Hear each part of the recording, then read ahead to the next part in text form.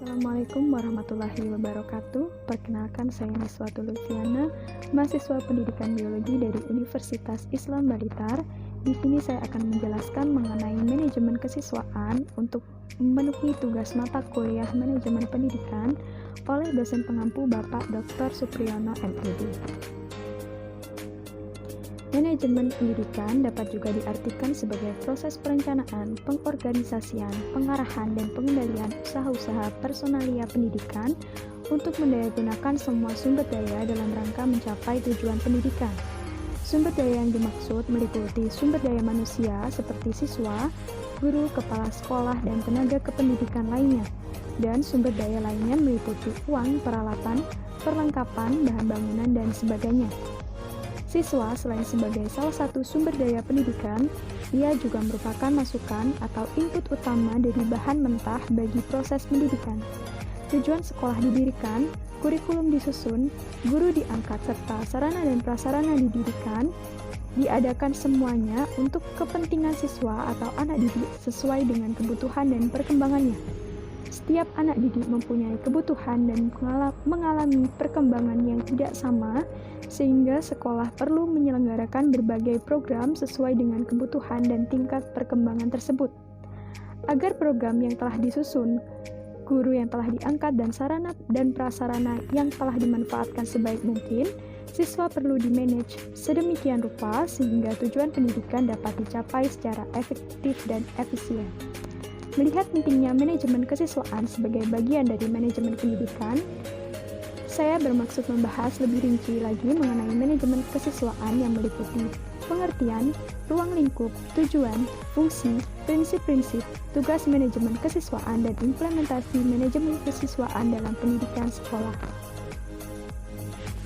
Konsep dasar dari manajemen kesiswaan yaitu penataan dan pengaturan terhadap kegiatan yang berkaitan dengan peserta didik mulai dari masuk sampai dengan keluarnya peserta didik tersebut dari suatu sekolah. Manajemen kesiswaan merupakan salah satu bagian dari manajemen sekolah yang memiliki peran yang cukup besar dalam menentukan keberhasilan manajemen sekolah. Manajemen peserta didik dapat diartikan sebagai suatu usaha pengaturan terhadap peserta didik, mulai dari peserta didik tersebut masuk sekolah sampai dengan mereka lulus sekolah. Made mengemukakan bahwa dalam manajemen kesiswaan terdapat 4 prinsip dasar, yakni yang pertama, siswa harus diperlakukan sebagai subjek, bukan objek, sehingga harus didorong untuk berperan serta dalam setiap perencanaan dan pengambilan keputusan yang terkait dengan kegiatan mereka. Yang kedua, kondisi siswa sangat beragam, ditinjau dari kondisi fisik, kemampuan intelektual, sosial ekonomi, minat, dan seterusnya. Oleh karena itu, diperlukan wahana kegiatan yang beragam, sehingga setiap siswa memiliki wahana untuk berkembang secara optimal. Yang ketiga, siswa hanya termotivasi belajar jika mereka menyenangi apa yang diajarkan. Dan yang terakhir, pengembangan potensi siswa tidak hanya menyangkut ranah kognitif, tetapi juga ranah afektif dan psikomotor. Tujuan adanya manajemen kesiswaan adalah mengatur berbagai kegiatan dalam bidang kesiswaan agar kegiatan pembelajaran di sekolah dapat berjalan lancar, tertib, dan teratur, serta mencapai tujuan pendidikan sekolah. Tujuan manajemen kesiswaan dalam pendidikan sekolah menurut Suryo Subroto adalah sebagai berikut. Yang pertama adalah meningkatkan pengetahuan, keterampilan, dan psikomotor siswa. Yang kedua, menyalurkan dan mengembangkan kemampuan umum, yakni kecerdasan, bakat, dan minat. Yang ketiga, menyalurkan aspirasi, harapan, dan memenuhi kebutuhan siswa. Dengan terpenuhinya ketiga kriteria tersebut, diharapkan siswa dapat mencapai kebahagiaan, kesejahteraan hidup, lebih lanjut dapat belajar dengan baik dan tercapai cita-cita mereka. Tujuan pendidikan tidak hanya untuk mengembangkan pengetahuan anak, tetapi juga sikap kepribadian, serta aspek sosial emosional, di samping keterampilan-keterampilan lain. Sekolah tidak hanya bertanggung jawab memberikan berbagai ilmu pengetahuan, tetapi memberi bimbingan dan bantuan terhadap anak-anak yang bermasalah, baik dalam belajar, emosional maupun sosial, sehingga dapat tumbuh dan berkembang secara optimal sesuai dengan potensi masing-masing.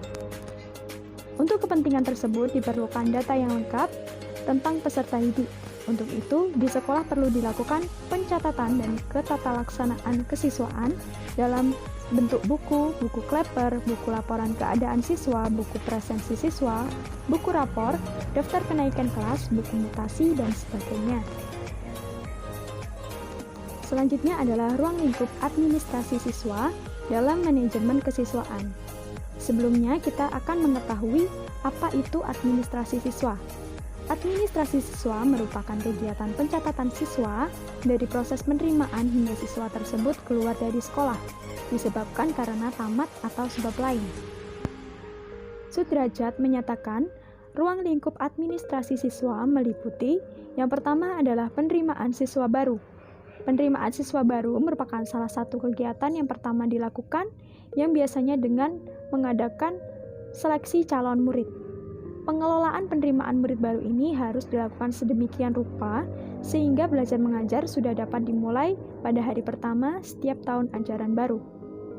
Menurut Ismet Syarif, langkah-langkah penerimaan murid baru pada garis besarnya adalah yang pertama membentuk panitia penerimaan murid, yang kedua menentukan syarat pendaftaran calon murid baru, yang ketiga menyediakan formulir pendaftaran, yang keempat pengumuman pendaftaran calon, yang kelima menyediakan buku pendaftaran, dan yang terakhir adalah waktu pendaftaran dan penentuan calon yang akan diterima.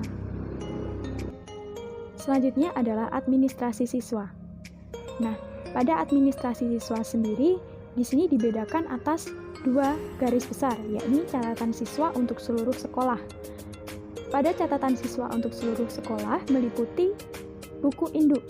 Nah, buku induk ini merupakan buku yang berisi catatan lengkap meliputi data dan identitas murid. Buku induk merupakan kumpulan daftar nama murid sepanjang masa dari sekolah tersebut.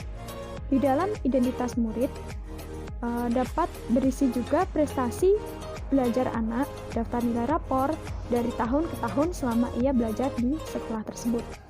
Buku catatan siswa untuk sekolah yang kedua adalah buku kleper, yakni buku yang berfungsi untuk membantu buku induk memuat data murid yang penting. Pengisiannya dapat diambil dari buku induk tetapi tidak selengkap pada buku induk. Kegunaan utama dari buku kleper adalah memudahkan mencari data murid, terutama murid yang belum diketahui nomor induknya. Hal ini mudah ditemukan dikarenakan dalam buku kleper, nama murid disusun menurut abjad. Yang ketiga adalah catatan tata tertib. Catatan tata tertib adalah ketentuan-ketentuan yang mengatur kehidupan sekolah sehari-hari dan mengandung sanksi terhadap pelanggarnya. Dan selanjutnya kita akan memasuki catatan sekolah untuk masing-masing kelas. Catatan kelas adalah catatan yang wajib diisi oleh setiap guru kelas. Catatan kelas seperti daftar kelas, daftar nilai, presensi kelas, bimbingan dan penyuluhan, serta mutasi siswa yang sudah disediakan oleh UPTD. Yang pertama kita masuk kepada pencatatan buku kelas. Buku kelas atau daftar kelas harus diisi oleh guru kelas masing-masing dengan benar. Daftar kelas berisi data siswa, data orang tua siswa, nilai semester, dan presensi harian siswa selama 1 tahun. Yang kedua adalah pencatatan buku presensi kelas yang di sini menjadi satu bagian dari buku kelas atau daftar kelas. Setelah akhir bulan, guru memuat presentase dari absen siswa ke setiap harinya. Kehadiran siswa di kelas, daftar presensi siswa dilaporkan setiap akhir bulan kepada kepala sekolah untuk ditulis pada absensi umum. Selanjutnya adalah pencatatan prestasi belajar. Prestasi belajar siswa dicatat pada daftar nilai yang berisi perolehan belajar siswa dalam mata pelajaran yang meliputi nilai ulangan harian, tugas dan PR, ulangan tengah semester, dan ulangan semester. Daftar nilai setiap mata pelajaran tersebut diolah dan akan dihasilkan nilai akhir yang kemudian dimasukkan dalam buku rapor.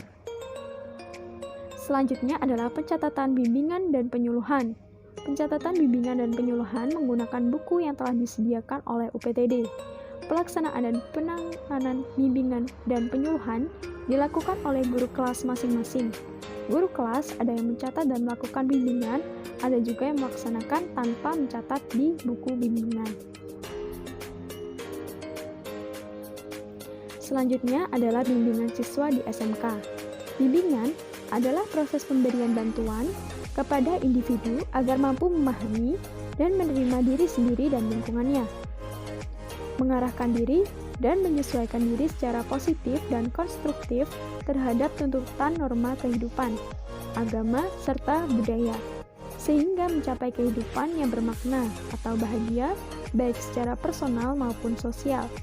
Sedangkan konseling adalah proses interaksi antara konselor dan klien atau konsel baik secara langsung ataupun tidak langsung dalam rangka membantu klien agar dapat mengembangkan potensi dirinya atau memecahkan masalah yang dialaminya. Selanjutnya adalah pembinaan siswa.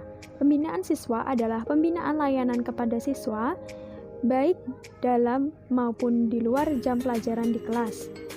Dalam pembinaan siswa, dilaksanakan dengan menciptakan kondisi atau membuat siswa sadar akan tugas-tugas belajar mereka. Dalam hal ini, langkah-langkah yang dilakukan adalah memberikan orientasi kepada siswa baru, mengukur dan mencatat kehadiran siswa, mencatat prestasi dari kegiatan, dan mengatur disiplin siswa selaku peserta didik di sekolah. Kesimpulan dari materi manajemen kesiswaan adalah manajemen kesiswaan merupakan penataan dan pengaturan terhadap kegiatan yang berkaitan dengan peserta didik, mulai masuk hingga keluar peserta didik tersebut dari suatu sekolah. Ruang lingkup mengenai manajemen kesiswaan adalah perencanaan kesiswaan, penerimaan peserta didik, orientasi siswa baru, mengatur kehadiran, ketidakhadiran siswa di sekolah, mengatur evaluasi peserta didik, mengatur kenaikan tingkat siswa, mengatur siswa yang mutasi dan drop out, mengatur kode etik dan disiplin siswa, serta mengatur layanan siswa.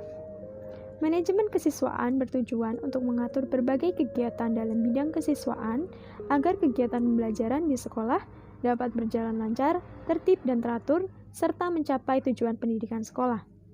Fungsi manajemen kesiswaan adalah fungsi yang berkenaan dengan pengembangan individualitas, pengembangan sosial, penyaluran aspirasi dan harapan pemenuhan kebutuhan dan kesejahteraan.